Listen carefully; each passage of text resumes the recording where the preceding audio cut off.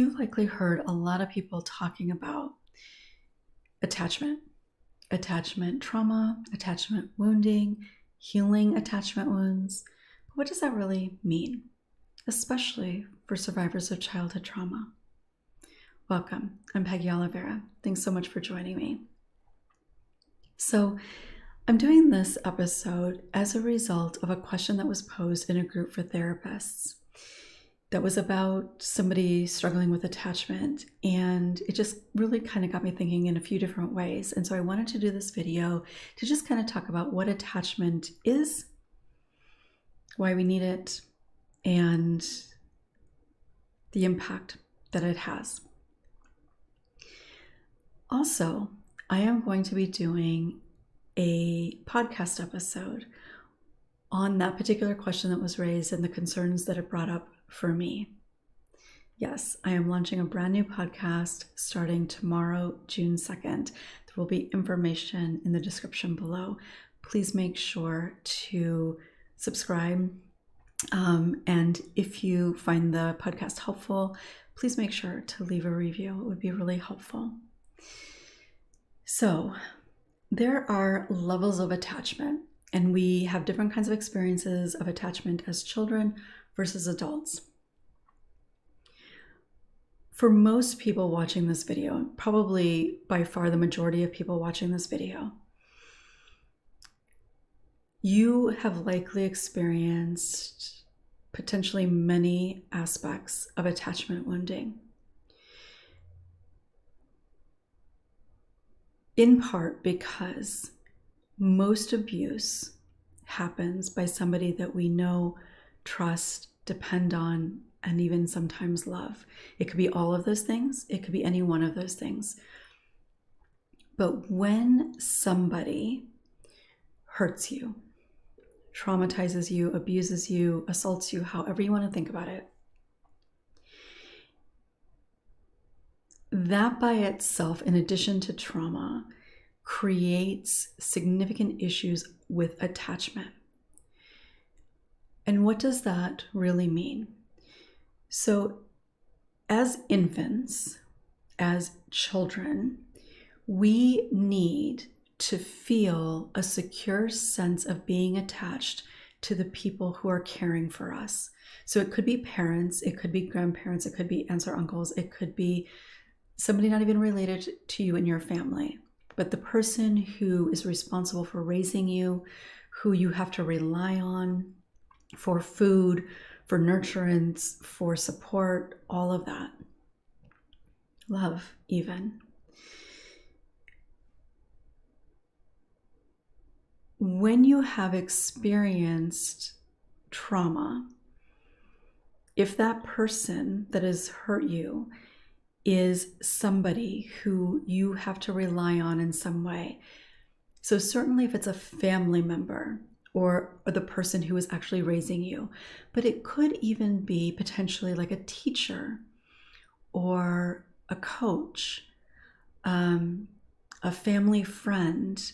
But if it's somebody that you have a relationship with, who you kind of depend on in a way, who you should be able to trust to, in a sense, protect you and guide you, all of that can create attachment issues.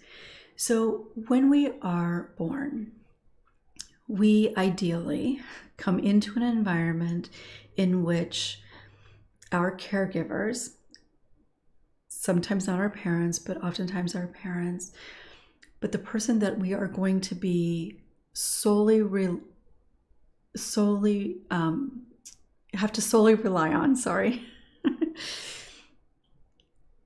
that person is going to receive us and love us and care for us and nurture us and not get angry when we're crying out of hunger or pain, whatever it might be. We will be met with an energy that feels loving and supportive.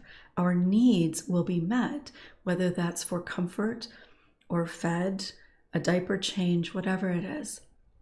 And when we get to experience that, and we experience the physical comfort and connection, we naturally build secure attachment. We feel safe. We learn to feel very safe. And I'm not going to get into everything related to attachment because I don't want this video to take forever. But ideally, that is what happens. So when you live in an environment in which there is abuse happening, again, it could be even like a coach or something, so they don't have to be living in your home. But if they are living in your home, or there's somebody that you have a lot of proximity to, like on a regular basis, maybe they babysit you on occasion or something like that. If you don't have that secure attachment with those primary people in your life, then you don't feel safe.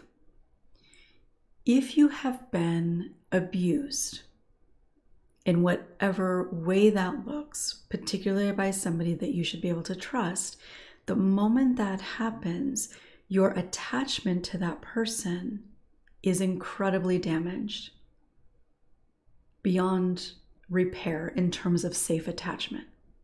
You will never be able to feel securely and safely attached to that person again.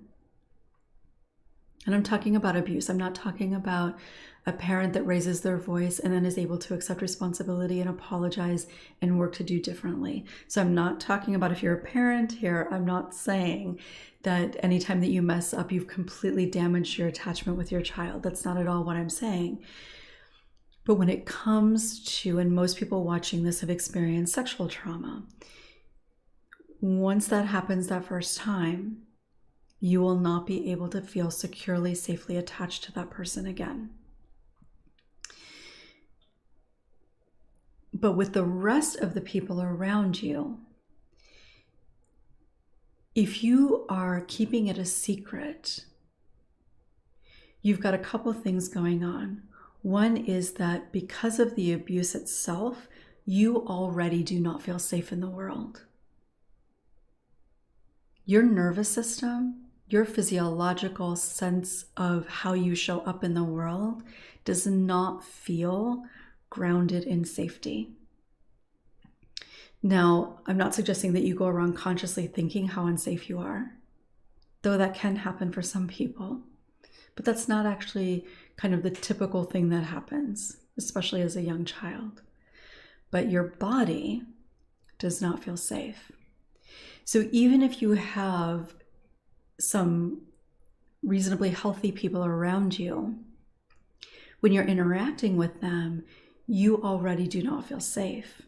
So their support, you're not going to be able to fully take in, because when we feel securely attached, when we feel grounded in that, we are open, we are free.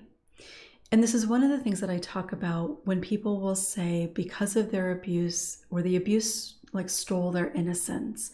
And that always just is kind of heartbreaking to think about. How I tend to talk about it is that it doesn't steal innocence, because you are still innocent.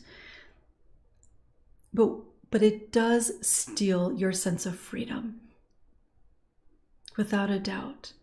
And so, as I was just saying, even if this person or these other people are reasonably healthy and supportive, because your sense of freedom has been stolen, you are not open to being able to receive in a deep felt way that love and support and attachment. And we need attachment, secure attachment, to feel that sense of openness, to feel that sense of groundedness, that you're safe in the world. Like children who have a pretty good sense of feeling securely attached are really kind of joyful in trying new things. And if they don't succeed in the way that they might have hoped, they're okay with it. Like, they might be disappointed, but they don't like get depressed. They don't struggle with it for weeks, if not months, if not years, because what happens in those moments when you do try something and it doesn't work, you tend to take that as evidence that you're a failure, that you're not good enough, all of those things, right? Well, if you're securely attached, it helps you build your sense of worthiness, right? Because you're grounded, you're open, you're free. So you feel this secure sense of self. Thinking about like a big old oak tree. And you think about how those roots are really so deeply rooted in the earth. So even when there is a huge storm, like really try to visualize this. There's a huge storm, but this trunk is huge and the roots are deep.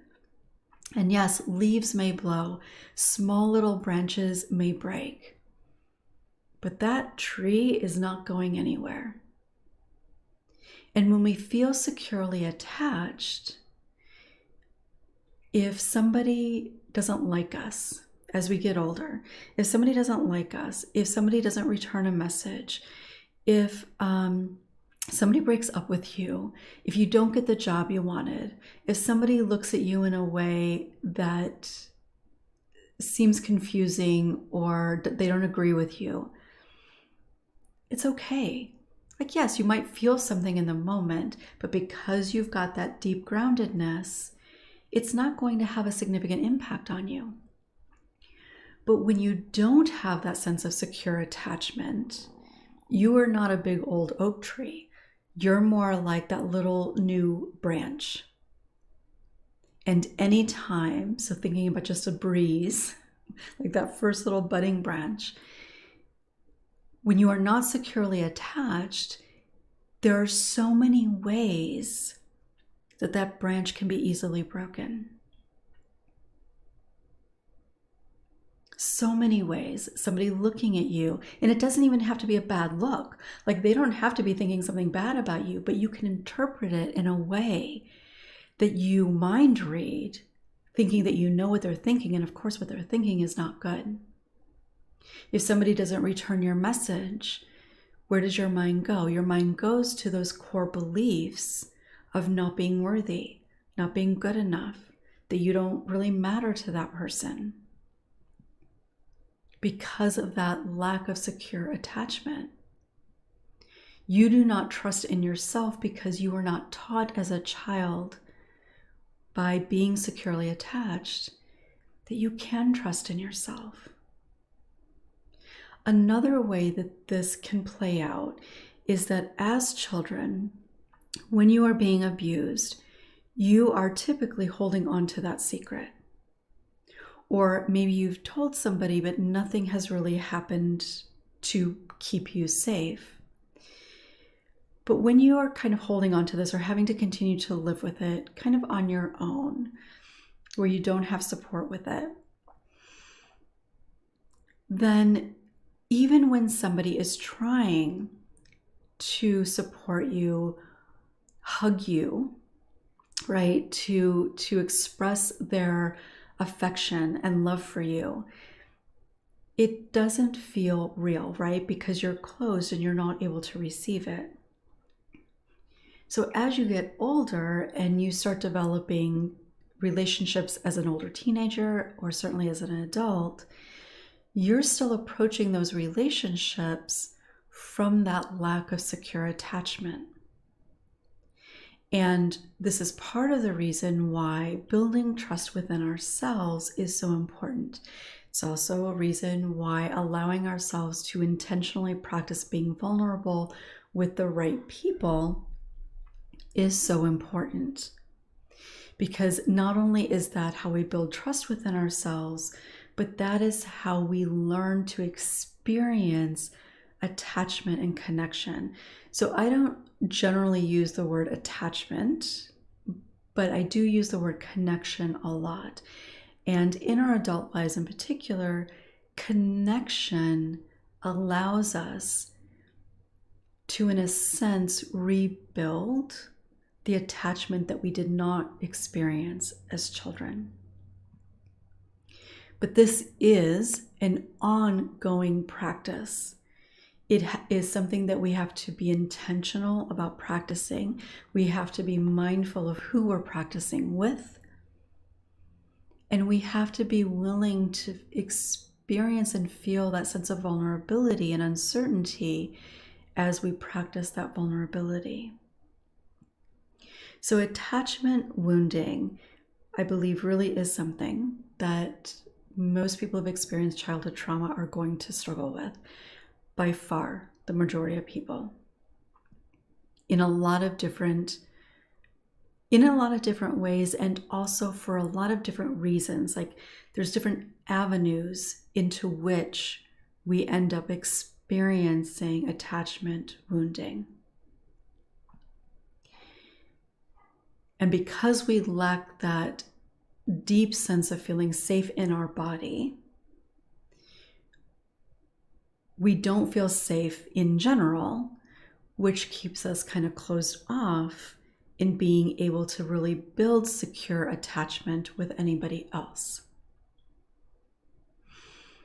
But we can heal that attachment wounding. It takes a lot of time. It takes a lot of patience, and it takes a lot of practicing.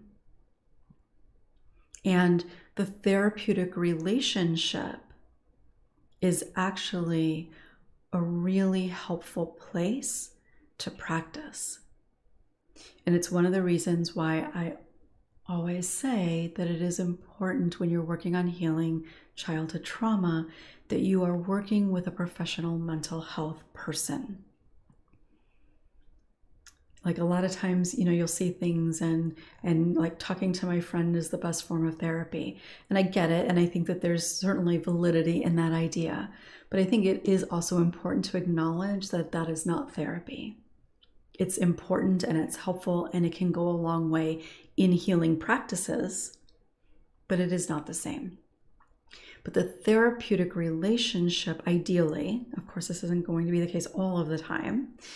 And this podcast episode actually will probably go into that a little bit, but it is a really, generally, it is going to be a place where you can really practice creating healthy attachment so that you can become like that oak tree and really build or deepen, strengthen those roots so that you can feel secure in your being, in your heart, in your beliefs about who you are and everything that you are capable of. I'd love to hear from you. Let me know what came up for you as you listened. If you found this video helpful, make sure to give it a thumbs up. If you have not yet subscribed, make sure to do so and click the bell for notifications.